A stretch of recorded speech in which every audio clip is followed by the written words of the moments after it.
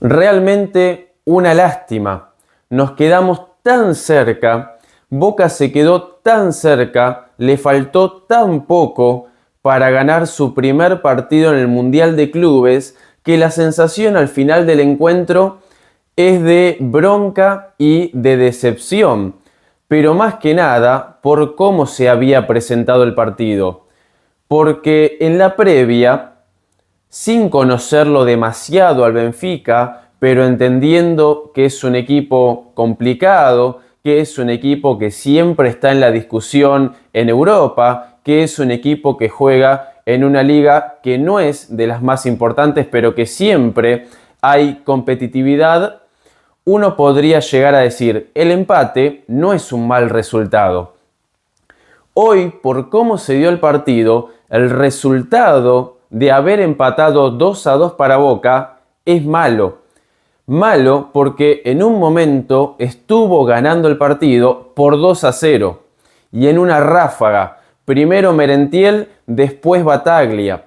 Parecía una tarde soñada para nosotros, para los hinchas de Boca, viendo un equipo que nos representaba. Igualmente, ya me voy a estar metiendo en el análisis puro y exclusivo del partido del día de hoy. Y después Boca no lo supo aguantar. Le hicieron el descuento al final del primer tiempo y lo terminó empatando Otamendi de cabeza para el 2-2 final. ¿A qué voy con esto? Después de cómo se mostró el partido, el empate es un mal resultado. Pero en la previa, en los días anteriores a este partido, el empate no era un mal resultado. Lo cierto, lo que es seguro, lo que es una seguridad, es que Boca, con este resultado, queda vivo de cara a la fecha número 2 y a la fecha número 3. Porque hoy, de haber perdido, Boca prácticamente quedaba dependiendo de otros resultados muy difíciles que sucedan para pensar en una hipotética clasificación a los octavos de final. Hoy, si bien el panorama obviamente no es el mismo que si hubiera ganado, no es tan desalentador, obviamente, como si hubiera perdido. Parecen todas obviedades, pero son cosas que obviamente siempre hay que marcar, hay que dejar en claro. Yendo al análisis del partido, podemos decir que Boca jugó un primer tiempo prácticamente inmejorable. Hace mucho tiempo que no veía a un Boca jugar tan bien y afrontar tan bien un partido. No solamente en las cuestiones futbolísticas, en las cuestiones netamente del juego en sí, sino también desde la actitud, desde la personalidad que tuvo Boca. Esto que tanto le hemos criticado en su momento al equipo y que ahora también tenemos que valorar, obviamente, de mantenerse, de tener una regularidad. Porque hoy Boca dejó la vida en ese primer tiempo y en gran parte del partido también. Fueron a trabar, metieron la patita y cuando un jugador del Benfica tenía la pelota, ya había 3 jugadores de Boca que lo rodeaban. Y salió con esa personalidad Boca a jugar el partido. Capaz pegó de más, pero el árbitro también lo permitió en general en el partido. Entonces Boca entendió el contexto, entendió cómo se jugaba este partido. Por primera vez en mucho tiempo vimos un equipo que en un partido importante, en un partido denominado como final para Boca recién en la fase de grupos, estuvo a la altura. El cambio que hizo Miguel Ángel Russo del Boca que vimos ante Independiente en el torneo Apertura y que quedó eliminado en la Bombonera, al Boca que vimos hoy es abismal. Es realmente un cambio rotundo, por suerte para bien. Boca empieza ganando el partido a los 21 minutos. Una gran jugada de Lautaro Blanco, una de las grandes figuras que tuvo el equipo, que tira un cañito en el medio, después mete un centro y el que siempre está aparece, el que nunca te deja gamba, el que si no hace goles asiste y si no hace ninguna de las dos te deja la vida, se tira de cabeza, pelea por esas pelotas divididas. Obviamente hablamos de Merentiel, que puso el 1-0 para Boca. Minutos después, desde un tiro de esquina, la cabecea a Ayrton Costa y, como dice el dicho, 2 cabezazos en el área son gol. Cabezazo de Ayrton Costa, segundo cabezazo de Battaglia, Boca 2-0 arriba antes de los 30 minutos del primer tiempo. Y estaba bien. No era algo injustificable que Boca estuviera 2-0 arriba en el marcador, porque había tenido efectividad. Efectividad que en los primeros minutos le había faltado al equipo portugués, que tiró una pelota en el palo, que también tuvo una jugada donde atajó Marchesín, que igualmente estaba adelantado, se acercó con peligro, al menos en el comienzo, el equipo del Benfica. Pero después Boca empezó a dominar todo el partido. No es que solamente hizo los goles en 2 situaciones aisladas y después el dominio siguió siendo del Benfica. Al contrario, Boca encontró los goles y a partir de ahí fue justificando por qué estaba ganando el partido. En el medio se vuelve a lesionar, 4ª lesión desde que está en Boca para Ander Herrera, que después va a ser expulsado estando en el banco de los suplentes. Boca, Riquelme, el Consejo de Fútbol, el que sea, va a tener que tomar una decisión con Ander Herrera. Es un jugador sensacional, es un jugador de otra calidad, de otra jerarquía, pero prácticamente no juega. Y un jugador que en Boca no juega, y más con lo que parece imponer Russo en la cuestión física, va a ser difícil de mantener. Yo entiendo la jerarquía, yo entiendo la calidad, el tipo de jugador que es, pero son muchas lesiones en un tiempo muy acotado. Y además, en una nueva oportunidad saliendo rápido. No es que se lesionó a los 80 minutos del partido, por ejemplo, que tampoco hubiera sido algo positivo, claramente, pero se lesionó a los 20 minutos del primer tiempo.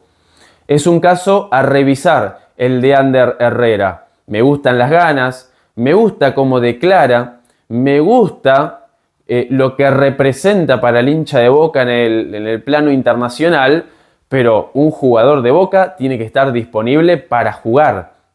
Y Ander Herrera, la mayoría de los partidos no los juega. La verdad es así. Así que habrá que ver qué pasa con Ander Herrera. Y principalmente algo debería pasar, sino que no quede en algo de costado, digamos, sino que se tome una decisión. Ese primer tiempo parecía soñado, parecía sacado de los mejores sueños de los hinchas de Boca. 2-0 arriba, jugando bien contra el Benfica en 30 minutos. Y después prácticamente durante ciertos momentos sin sufrir, dominando la pelota con cierta tranquilidad.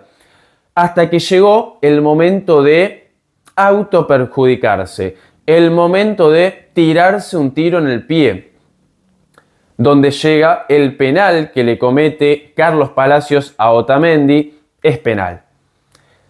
Seamos buenos, es penal, son penales que hoy se cobran. Llega antes Otamendi, toca la pelota al central de la selección argentina, Palacios va de atrás, lo choca, VAR mediante, penal para el Benfica. Di María no tuvo ningún tipo de problema. Al final del primer tiempo, Boca 2, Benfica 1.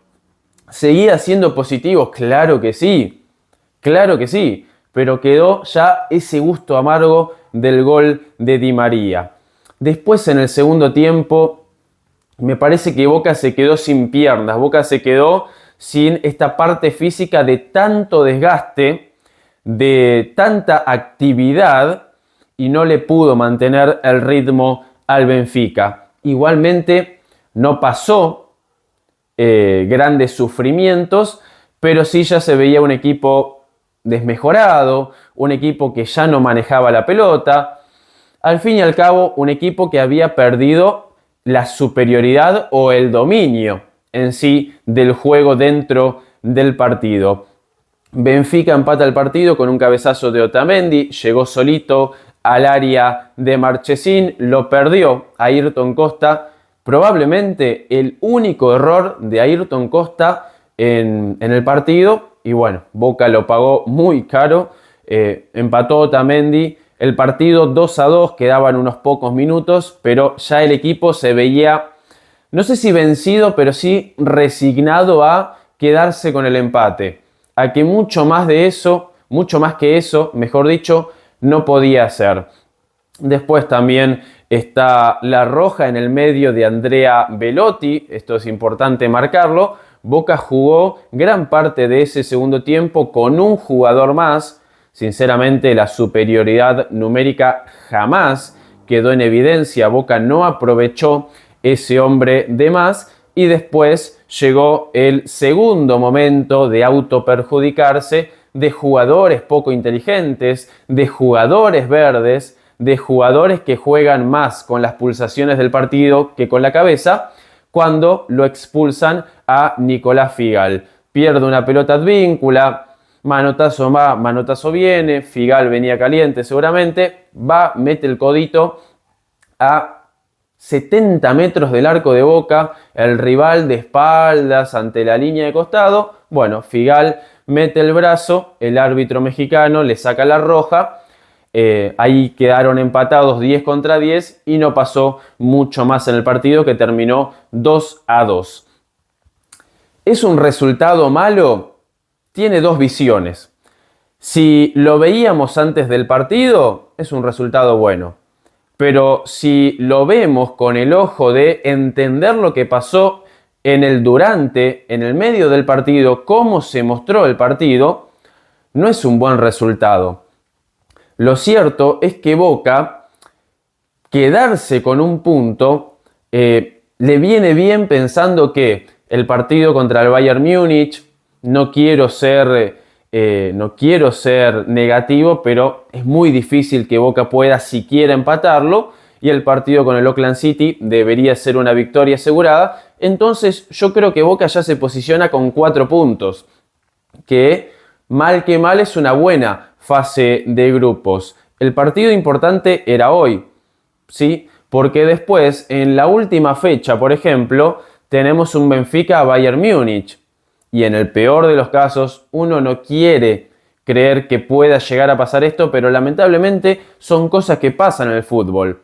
Puede haber un arreglo entre el equipo alemán y el equipo portugués para dejar afuera a Boca y que clasifiquen los dos, porque Bayern Múnich obviamente va a tener esos puntos que sean del partido contra Boca.